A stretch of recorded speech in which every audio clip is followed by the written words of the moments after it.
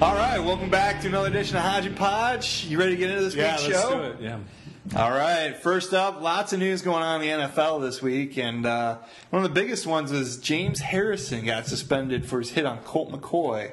What's your take on the suspension itself? I think it's a good suspension. I think NFL's getting serious about players' health, and I think this is a big part of it. I think if you're gonna enforce, that we're gonna try to keep people healthy, this is what you have to do. He's a repeat offender. He leads with his head.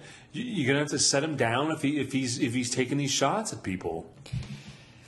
I don't know. I've gone back and forth on this. What is there not to know about? When you slow it down, it looks awful. When it's in real time, I kind of think, how much time does he have? He led with his helmet. He led with the crown. Everybody leads with their helmet. He led with the crown of his helmet to There's his no way helmet. to tackle somebody and not lead with your helmet. You lead with your shoulder. You're still leading with your helmet. Back in my day, they taught you to lead with your shoulder. The helmet is still going to be the first thing out there. It is not. You hit him with your shoulder. The helmet's still going to be the first. It's the farthest thing out there. You can't tell me that your head's not going to be in front of your shoulder. It's a weapon. I agree. Maybe they should get rid of the helmet. You slide to the side and you hit him with the shoulder. Come on. Are we really going to get to the point where we need these quarterbacks to have flags on so we can just pull their flag instead of tackling them? That's what they're getting to. Well, so you're not serious about player safety. So what do you think about player safety? I'm okay with player safety, but how do you tell a guy, hey, no, you can't have it both ways. Can't hit somebody. You can't have it both ways. How about player safety? See, I used to be the same way about all the penalties on the quarterback, but you got to make a decision. Are we serious about player safety? Then this is how you have to call a game. But why can't you find Colt McCoy or suspend Colt McCoy for waiting till the last second to throw the ball? Why is it always on the defender? Why do you have to hit him with your helmet? It's not like he purposely hits him with the helmet. He leads with his helmet. He dropped his shoulders. He dropped his head. If I run towards a guy, I'm going to be leading with my helmet. No, I don't think there's a lot you can do about that. You're not.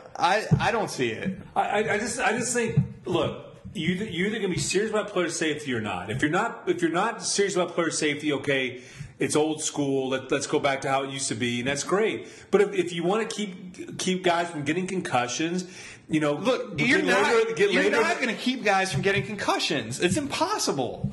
You're not going to eradicate concussions in the sport. There's no way.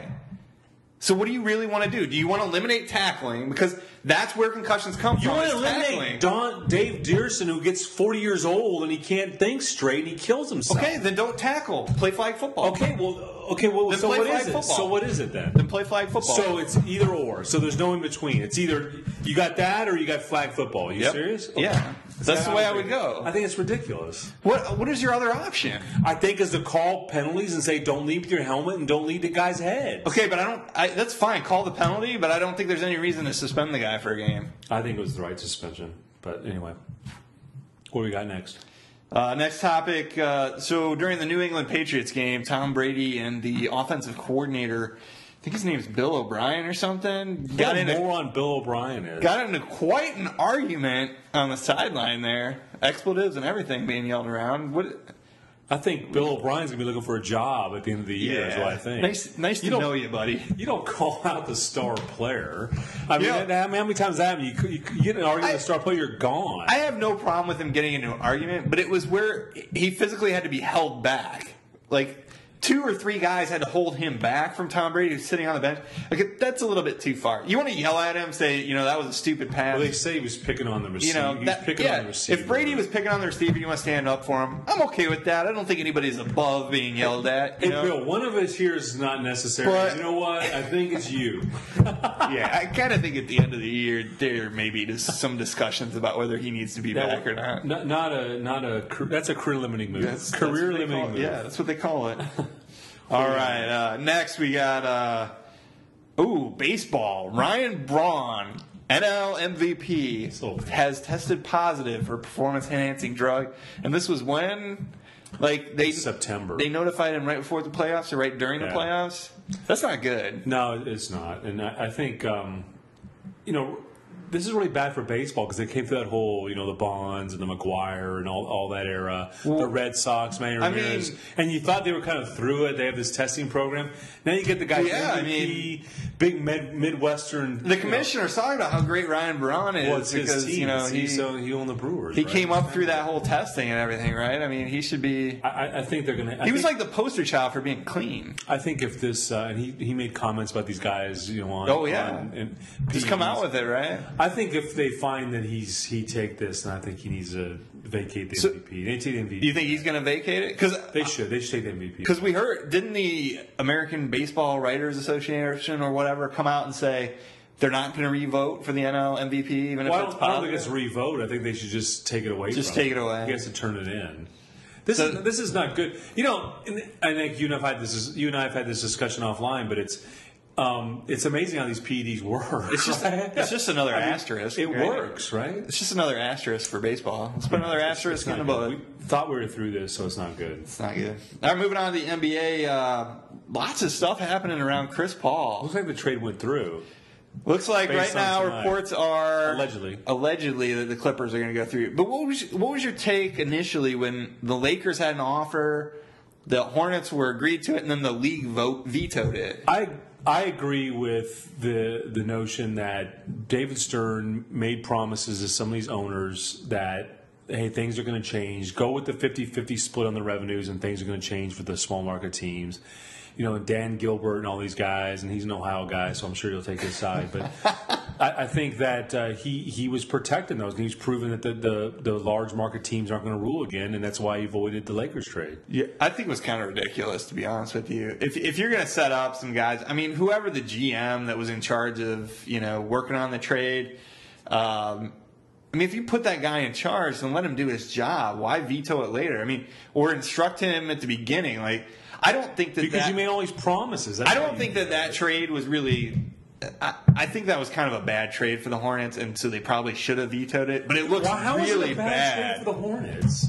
He's gone after the end of the year. Do you think the Hornets are going to re-sign him? I think I don't care who they get to. I think they're going to get something better out of the Clippers now anyway. So I think at the end of the day, you have to say, yeah, it was a bad trade. I think what they're getting from the Clippers is going to be better. It was a bad trade. I think it's a smart move trading him. He's gone. Yes. So, I mean, I want to be clear. I'm not saying don't trade him. I just think that it wasn't a good trade for the Hornets. I think what they're going to get now is better than what they would have gotten through that trade.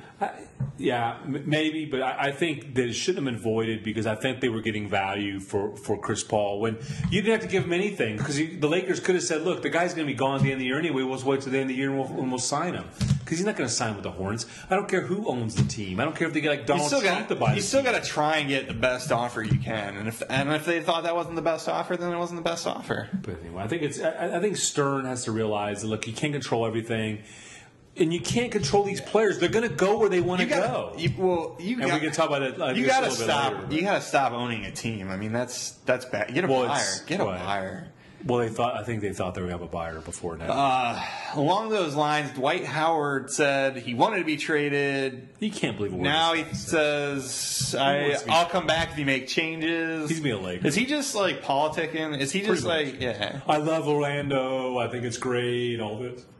I mean, he's going to leave. I just think he should shut up. I mean, yeah, he should. And I think he's going to end up a Laker because all these guys want to go to a big market team and they want to play with their buddies. And you're not going to stop that. David Stern's not going to stop that. Dan Gilbert's not going to stop that. Any of these small market guys, that's the way it is. These guys want to play in the big markets because you have all of the commercial opportunities, the movies. I mean, Shaq left from Orlando, went to L.A. It gives you that's where these guys want to play, and they want to play with their buddies. We're saying that Shaq was the epitome of moving to L.A. No, because of those great movies he put out. Well, he wanted to be. I didn't say they were great movies, but he made movies, right? I guess, but sheesh. We didn't like Shaq Fu. Come on, I didn't. Kazam. It was not that great. So what was your take on it?